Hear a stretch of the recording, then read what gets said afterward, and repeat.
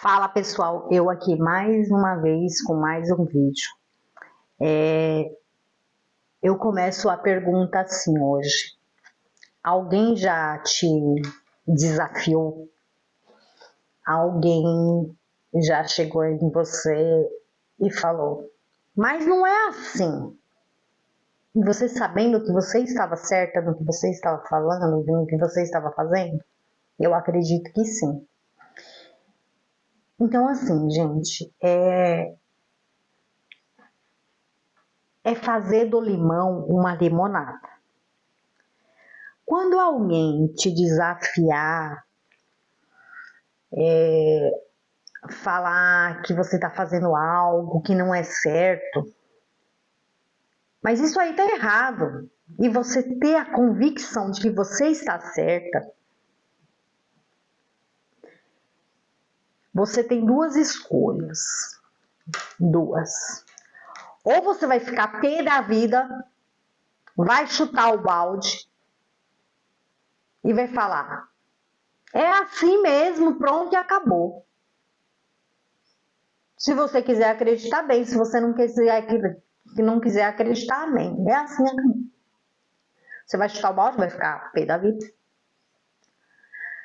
Ou você vai tentar demonstrar de uma forma para aquela pessoa que às vezes ela te desafia, ela fala que você não fez certo, porque ela não tem o conhecimento que você tem. Então ela acha que aquilo é errado. Alguém falou para ela que aquilo é errado, ela acredita. E aí, quando você vai lá, ela fala que você está errada. Só que ela não estudou para aquilo. Ela não tem aquele conhecimento que você tem. E aí, como eu disse, você tem duas escolhas. É assim mesmo, é isso aí, acabou e pronto. Ou tentar de uma forma, pacificamente, mostrar para ela, com exemplos, que aquilo está correto, certo? Que é daquela forma, que não é do jeito que ela pensa que infelizmente na vida, às vezes, para quem não tem um certo conhecimento, acha que algo é simples, mas não é. A gente, principalmente na área do nosso trabalho, a faculdade de arquitetura são 5 anos, e aí você termina ela, você ainda tem que fazer outros cursos para agregar. Eu terminei minha faculdade em 2017, nós estamos em 2026. Eu estudo até hoje, certo? Então, assim, não sei tudo, estou sempre aprendendo um pouquinho a cada dia, mas graças a Deus, Deus já me deu um conhecimento grande em diversas áreas. Então, falar para ela, falar, olha, infelizmente o senhor ou a senhora não tem esse conhecimento, mas eu tenho conhecimento das normas, eu tenho conhecimento das leis, e até para que o senhor ou a senhora não venha se prejudicar, a gente tem que trabalhar de uma forma correta. Eu tenho também um registro a zelar, eu assino por um projeto, então se esse projeto eu vejo que possa prejudicar o senhor ou me prejudicar, eu não posso assinar por ele. Eu não vendo minha responsabilidade técnica. Tem profissionais que vendem, eu não. Eu tenho medo, muito medo. Então eu prefiro, muitas das vezes, perder o serviço, ou eu trabalho ali da forma correta, ou eu não pego o serviço para fazer. Eu falo, olha, expliquei qual é o correto, se o senhor quiser seguir o correto, é assim. Se o senhor não quiser, o senhor tem livre arbítrio para procurar outro profissional. Mas o que eu quero dizer, gente, às vezes é fazer do limão uma limonada. Porque muitos dos processos, principalmente na área de arquitetura, regularização, a maioria deles, não existe projetos simples. Não é como você ir no mercado, ir lá e comprar um pacote de arroz. Comprou, pagou, vem para casa, acabou. Não é. O nosso trabalho, ele envolve muitas etapas. Então, se na primeira etapa você perde a linha com o cliente, você perdeu as outras etapas do trabalho.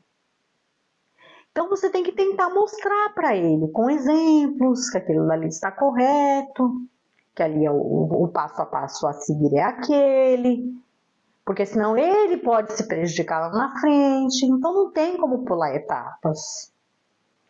Mas enfim, fazer do limão uma limonada. E eu fui desafiada no meu primeiro processo de regularização de imóveis. Culpa do cliente? Não. Ele estudou para aquilo? Não. Quem estudou fui eu. E aí, gente, vou contar aqui a história. Eu já contei essa história, mas eu vou falar ela novamente para vocês. Porque eu vejo que isso vem se repetindo. Às vezes o cliente, por falta de conhecimento, ele acha que você está errada, que o certo é o jeito que o fulano falou para ele. Mas enfim, vamos lá. No meu primeiro processo de regularização, era o primeiro? Era.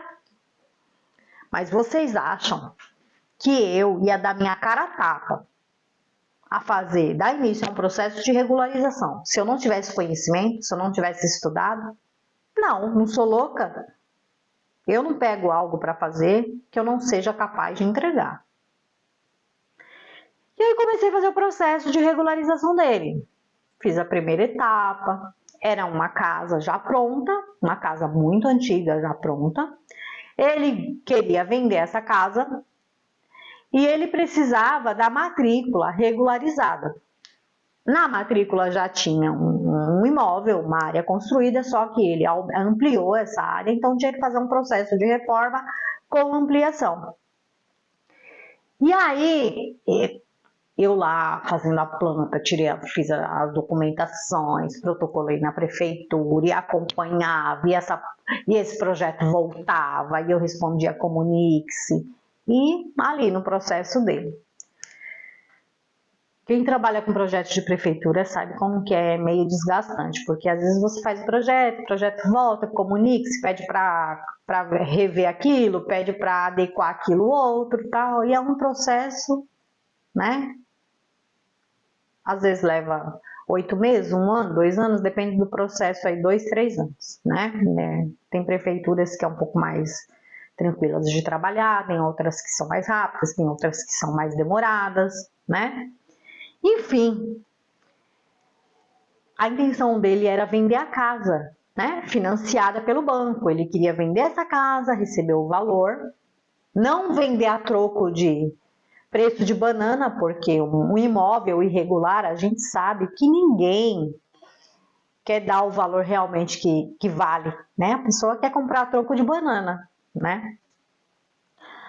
Ele queria vender para mudar lá para Mato Grosso e tal. E aí, gente, quando saiu o alvará, eu fiquei toda feliz, né? Falei, eu vou ligar para o cliente para falar que saiu o alvará, certo? Quando eu liguei para ele, gente, que eu falei, olha, seu Chaporã, saiu o alvará, né? Graças a Deus, né? Aí ele pegou e falou assim, isso por telefone, ele nem celular, foi o telefone da casa dele, pra vocês terem noção, senhor de idade e tal.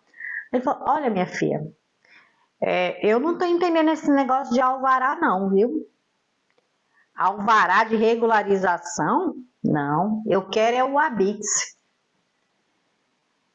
Aí eu peguei e falei para ele assim, seu Chaporã, mas como o imóvel do senhor ele já está pronto há muito tempo, há muitos anos, né? Estava irregular, sai como alvará de regularização. Não. Aí eu peguei e falei, quando eu vi, eu falei, meu Deus, tentar explicar por telefone vai ser pior. Né? Não vai. Aí aqui, ai meu Deus do céu, e agora? O que eu vou fazer? Aí eu falei assim para ele, seu Chaporã, vamos fazer o seguinte, vamos marcar um bate-papo, né? E aí eu vou levar essa documentação para o senhor e vou explicar direitinho para o senhor, tá? Que tá correto a documentação e tal. Aí marcamos. Aí quando eu fui lá, aquele estresse, né, já estava meio assim, que ele queria um documento que tivesse escrito habite-se. Mas habite-se é quando você vai lá, você acabou de construir a sua casa, então você vai lá e tira o habite-se, diferente da casa dele que já tinha 30 anos de construção. Então era uma regularização de um imóvel que estava irregular. Falei, meu Deus, como que eu vou provar para ele que é esse o documento e tal? E assim, gente, aquela parte, como eu disse, nosso trabalho ele é feito de várias etapas. Ali era a primeira parte do processo. Ainda para ele realmente pegar a matrícula, ainda faltava a parte ali de Receita Federal, averbação em cartório. E essas outras partes eu ainda não tinha negociado com ele. Eu tinha negociado com ele a parte até o alvará. Aí, beleza, ele tinha me dado um valor de entrada, e aí tinha ficado acertado de quando eu finalizasse, ele me dava o restante, né? E tranquilo. Aí eu peguei e falei assim, eu tive uma ideia. Ideia boba, mas olha só, eu tive uma ideia. Falei, vou fazer o seguinte, eu vou entrar aqui no Google, vou colocar aqui o significado de alvará de regularização, né? Significado de habite, significado de alvará de regularização, tal. E aí tava lá, né, que alvará de regularização era equivalente a um habite e tal. Aí eu peguei, printei essa tela e levei. Cheguei lá na casa dele, comecei a conversar com ele, tudo. E o senhorzinho resistente. Aí eu falei, expliquei, mostrei lá para ele o print, que tinha o mesmo poder, tá? A BITS, alvará de regularização e tal. Aí ele falou assim para mim, olha minha filha, não adianta você ficar falando nada comigo aqui, porque assim, eu não entendo, mas eu tenho uma pessoa que entende. E essa pessoa falou que quando você viesse aqui, era para mim pegar essa documentação e levar lá para ela ver. Aí eu falei, é? E quem é essa pessoa? Ele falou, é a imobiliária. Inclusive ela falou que se você quisesse ir lá, você podia ir. Eu acho, gente, que ele pensou que eu não ia. Mas eu tinha estudado. Eu sabia o que eu estava falando, eu não estava falando besteira. Podia aparecer qualquer pessoa na minha frente que eu ia bater o pé na mesma tecla, porque era aquilo, eu estava correta. Eu tinha conhecimento do que eu estava falando. Aí eu peguei, quando ele falou assim, se você quiser ir lá, aí minha bolsa tava assim, sofá meio aberta. Aí eu peguei e falei, e na época eu não tinha carro, andava de Uber. Aí eu peguei e falei pra ele assim, ela falou, mas assim, gente, tranquila, sem brigar, sem nada. Mas tem horas que a gente tem que se impor, né? Aí eu falei assim, ela falou, eu falei assim, e aonde é? É longe daqui? Dá pra ir a pé ou a gente vai de Uber? Ele pegou e parou. Falei, vamos lá. Aí ele falou, é perto daqui. Falei, então vamos lá. É na esquina aqui. Falei, aí cheguei lá, gente, me apresentei. Olá, bom dia. Prazer, arquiteta Elisângela. E aí eu tinha combinado com ele que ele ia chegar lá, ele ia falar do caso e eu ia ficar só, ouvindo de longe. Só que, gente, quando eu cheguei lá, eu não aguento, eu falo demais. Meu marido fala que quem fala muito dá bom dia a cavalo, né? Mas eu sou muito faladeira. Aí eu cheguei, peguei, me apresentei e tudo. Aí ela falou assim, mesmo lá onde o meu, né, Elisângela. Opa, aí já, né? Falei, então, deixa eu explicar uma coisa. Eu vim aqui trazer o alvará de regularização, né, do senhor aqui, tal, alvará. Expliquei para ele que o processo dele, aqui é a primeira etapa, ainda não está concluído, mas a minha etapa se encerra aqui, o que a gente acordou no contrato se encerra aqui, né? Se ele quiser daqui para frente contratar outro profissional, ele fica à vontade, né? Mas eu entreguei o documento para ele e ele tá dizendo que não é esse o documento. Então, assim, expliquei para ele que a casa tá pronta, então não sai como habite, sai como alvará de regularização. Aí nisso tinha um senhorzinho assim sentado, ele só ouvindo. Aí a moça pegou, que trabalhava na imobiliária, olhou o documento, olhou, leu tudo. Olhou para ele e falou: é de fato, seu Chapurã, se ela tá dizendo para o senhor que é a documentação e eu estou olhando aqui, ela tá correta, é a documentação mesmo. Aí ele pegou uma segunda opinião falando para ele, né? Aí ele já ficou quietinho assim. Eu falei, inclusive, né, se ele não quiser continuar o processo comigo, não tem nenhum problema. Aí a moça pegou, olhou para ele e falou assim: olha, inclusive, é assim, se ela já tá com o processo do senhor até agora, a gente até aconselha que o senhor dê continuidade com ela, porque ela já tá por dentro do processo. É melhor do que o senhor pegar agora, chamar uma outra pessoa que vai analisar o caso, tudo, para dar continuidade. Aí ele olhou para mim assim: ô minha filha, você me desculpe, viu? Eu falei: não tem nenhum problema não, fique em paz, fica tranquilo.